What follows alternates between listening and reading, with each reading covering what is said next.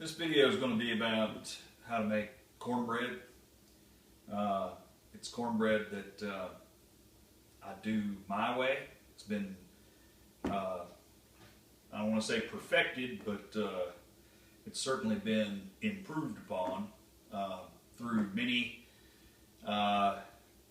different iterations of trial and error. And I began making this recipe of cornbread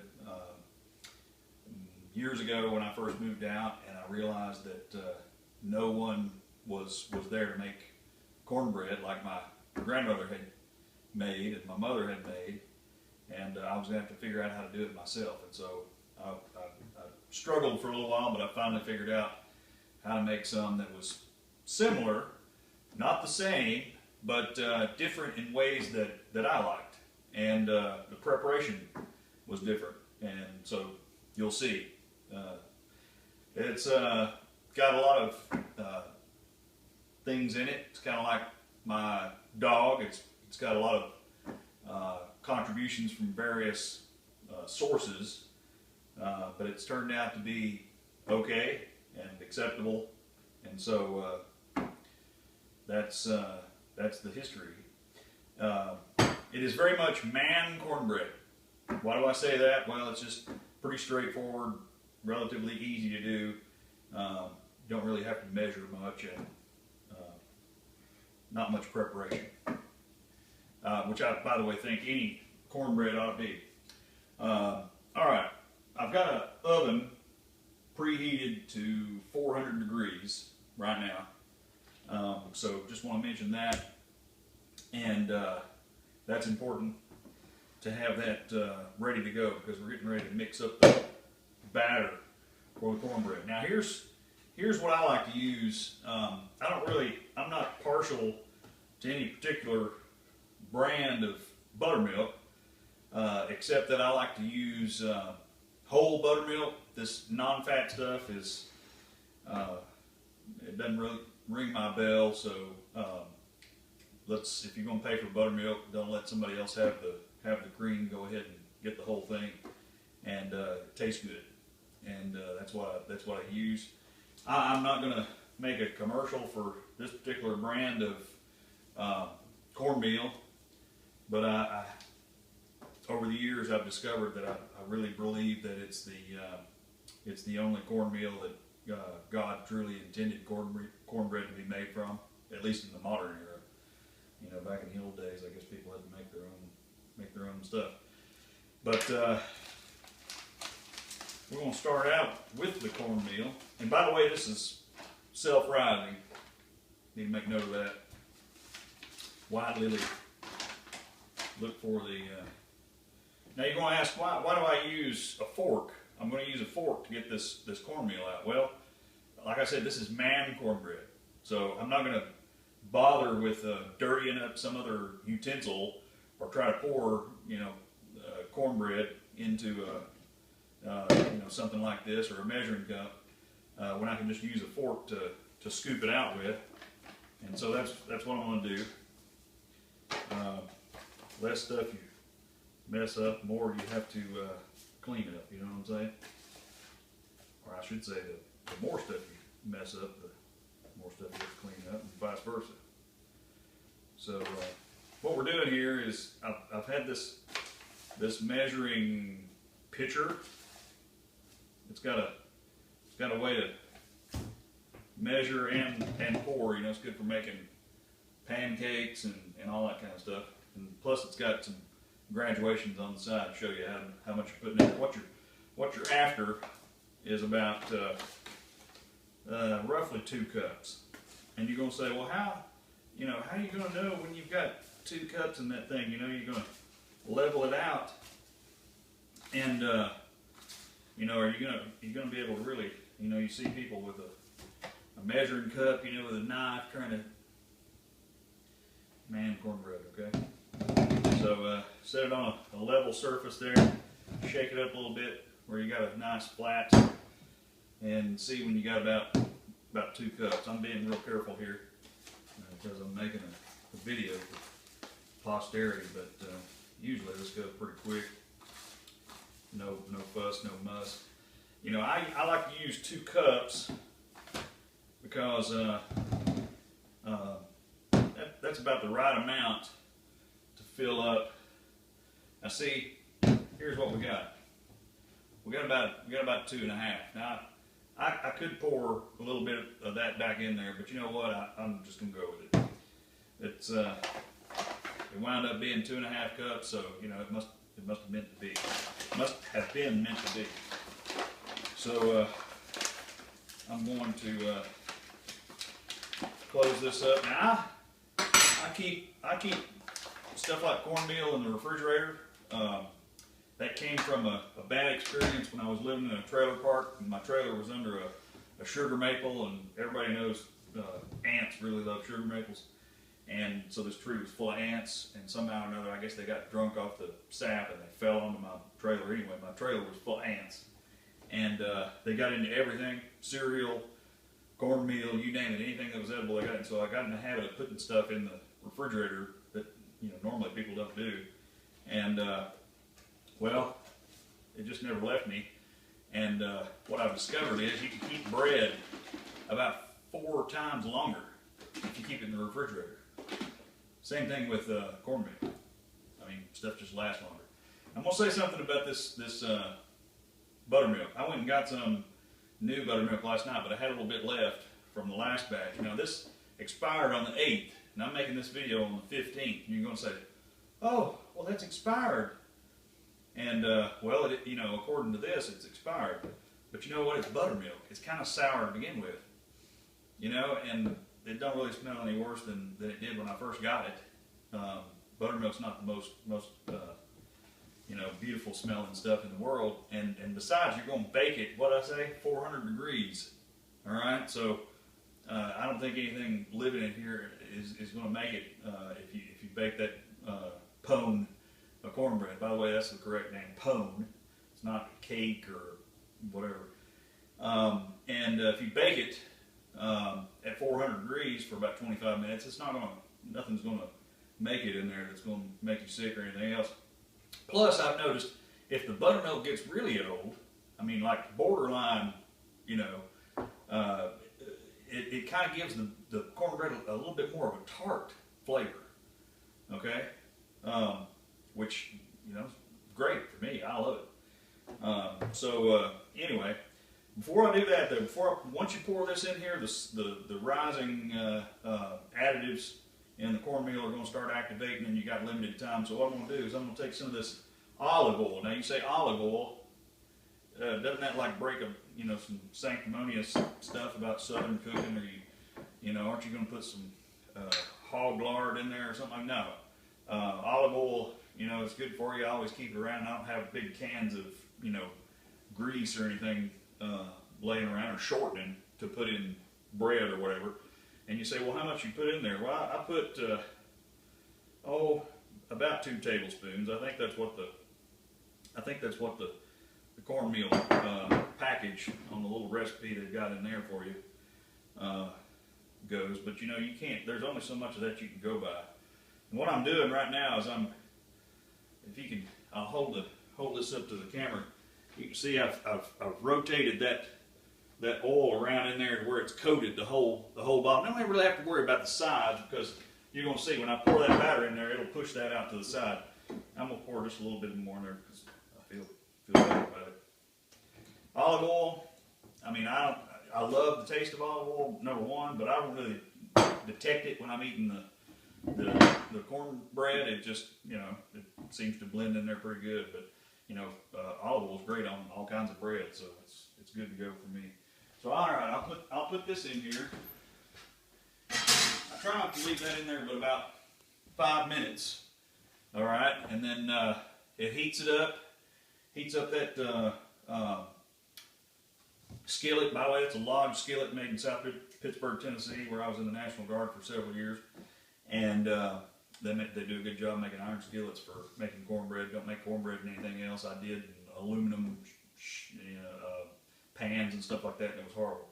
So I always use an iron skillet, but make sure you get it good and warm before you put the batter in there and start baking it. All right, so I'm going to I've got about, I think I've got about the right amount in here. It's about half a quart, which would be about 2 cups. So it ought to take about 1.5 cups, 2 cups, but I'm gonna just go ahead and pour the whole thing in there. You know, what's the worst thing that could happen? We might have to put some more, cornmeal in there or something like that. And you say, well, why did I use a fork? You know, we talked about using the fork to rake it out a little bit before. I like to use a fork because I can mix it up real good. I ain't gonna try to pull out some fancy whisk or egg beater or anything like that a man's not gonna have around, you know, his apartment or his house or whatever. But fork, you know, you got the tines in there, and when you get these little lumps, which when you're mixing this stuff up, you're gonna have some lumps in there. You get those lumps, you can take those, you know, the tines are real good at breaking all that stuff up. You know, don't worry about some lumps in there. Remember, this is cornbread. I mean, it's not, you know, a wedding cake for somebody that somebody's gonna cry over if it's not the best. And you know, it'll be just fine. To this day, you know, I'm sure I've left some lumps of unmixed cornmeal in my cornbread batter before, but by the time it cooks, bakes at 400 degrees for about a half hour, you're not going to notice it. You know, not much survives in that. So I'm going to show you the consistency. Like I said, you notice there's no measuring cup here.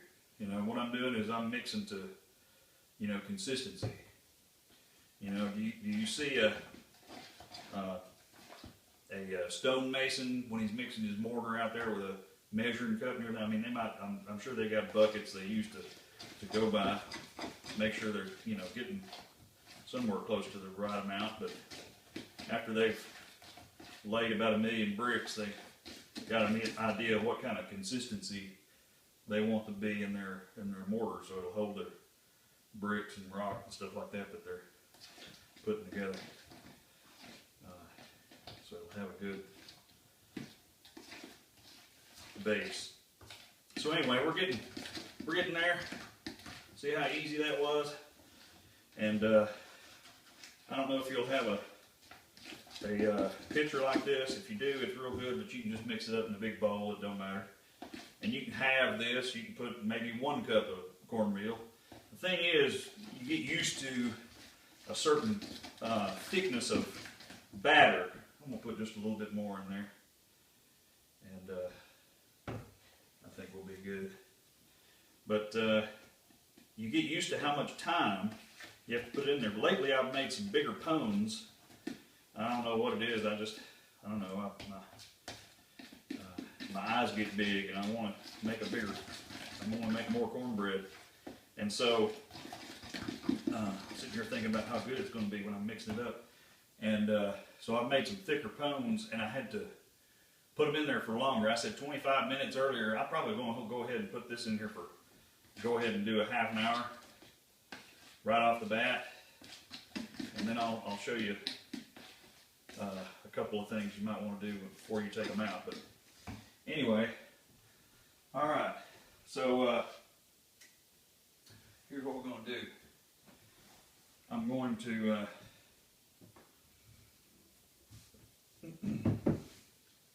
take we'll take that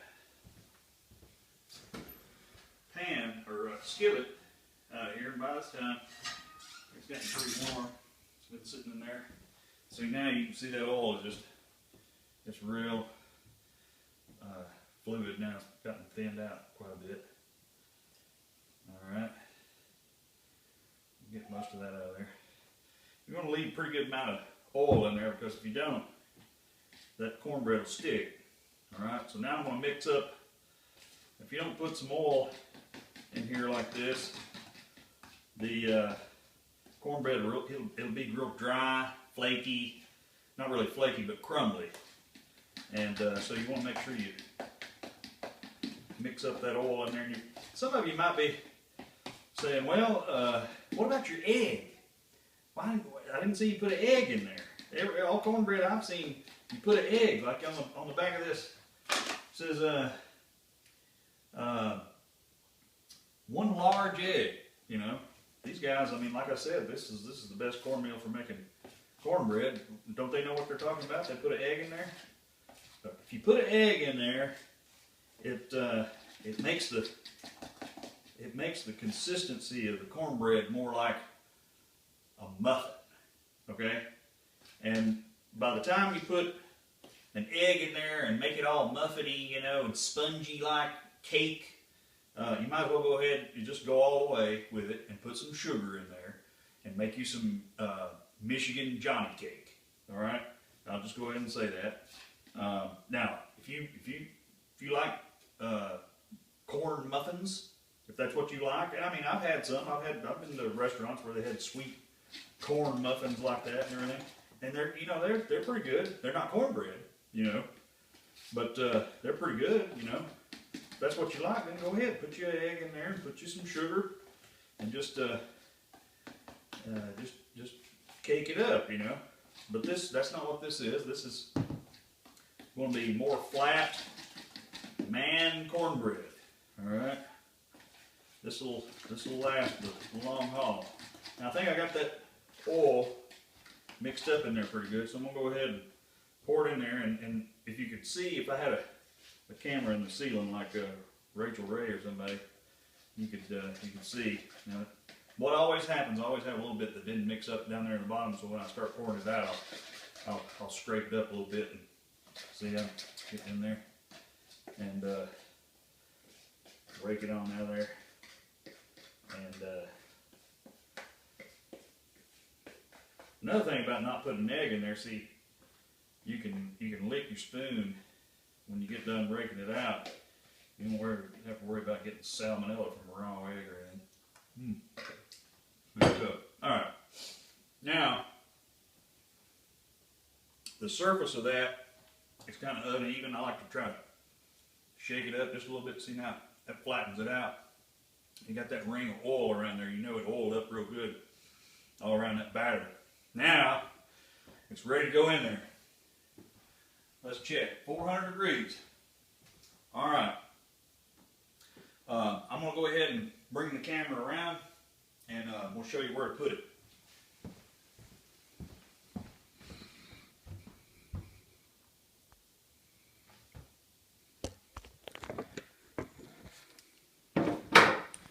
By the way, I've got this camera C-clamped to a cabinet door. Makes a real good tripod.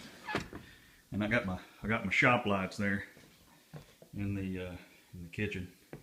That's good stuff too. All right, now put that skillet not in the middle, but a little bit higher, like that right there. And put it on 400, and we're going to go ahead and set the timer to 30. There we go, and we're good to go.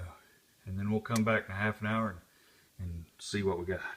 All right, we're going to go a little bit redneck and shoot some guerrilla video, but I wanted to show you some close-ups of what we're trying to accomplish here. And I'll pan around here and show you the timer ran out, so we're going to go ahead and turn that off and check to see what we've got inside there. And it looks like we've got a nice brown color on our pone. I will go ahead and tell you I set about 5 more minutes on the timer, actually exactly 5 minutes, so we ended up baking this thing for 35 and a half, but look at that, or excuse me, 35 minutes, 35 and a half, where did I get that? And we'll go ahead and close that up, make sure we're all cut off there. Now 35 minutes, pone was a little bit thicker because we had that extra cornmeal that we saw earlier in the video, but we got a nice brown color on the surface of that pone. But what I want you to make sure you see, your oven might be a little different, might heat a little different or something, and you don't always get a good browning. And if you don't, you can put the oven on broil and brown that up a little bit if that matters to you. But what you really want to be looking for to make sure that the cornbread is good, you see that ring of nice extra brown color there around where that pan is. Like I said earlier, you know, it's important to use a iron skillet. Well, you got a nice black iron heat sink there that soaks up all that heat from the oven, and it distributes it back into the cornbread in a real even fashion. So you know you got a nice even cooking pattern there on the pone, thanks to your iron skillet, better than you would have in like an aluminum cookie sheet or something like that. So that's a whole lot better. I'm gonna let this cool for a little bit, and maybe about 20-30 minutes before I try to flip it. Sometimes if you try to flip it before then, it's still kind of soft and it wants to stick to the pan, even though you put a lot of oil in there, it's just kind of soft. So we'll give it about 20 or 30 minutes here, and then we'll show you how to get it out of there and flip it over onto a plate. All right, well, we've let the cornbread sit for a little while, and I believe it's cool enough to go ahead and get out of that iron skillet. What I like to try to do is take the edge. Now, you don't want to try to use a plastic egg turner or nothing. You want to use a regular metal spatula. Get the corner of it in there, and get it started, and go around and work that cornbread off the edge of that skillet. What I like to do is, normally when you're going around there and getting it worked off, you can tell if the pone starts moving around real easy, you can tell it's off the bottom of that skillet. So there's no need to do it anymore. You can try to, you know, push your spatula down underneath there, but at that point, you know, you've got it loose. And then all you need to do, get it on your plate, go ahead and any standard size plate will usually fit that iron skillet pretty good, and then just flip it over, and there's your pone.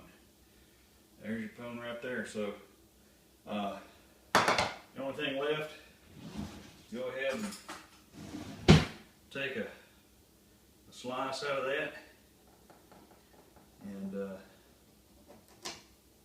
check it out. Make sure you got a good pone going there, and it looks like we've got some good consistency in this one. I like what I'm seeing, and get that there. Look at that. So that's some good man cornbread right there, and you know, women like it too, I think. But this is, if you're in a hurry, it won't take you but a few minutes. You got some other things going. Just throw some cornmeal and some buttermilk together, and you got you some good old-fashioned cornbread. All right, well, that's about all there is to it.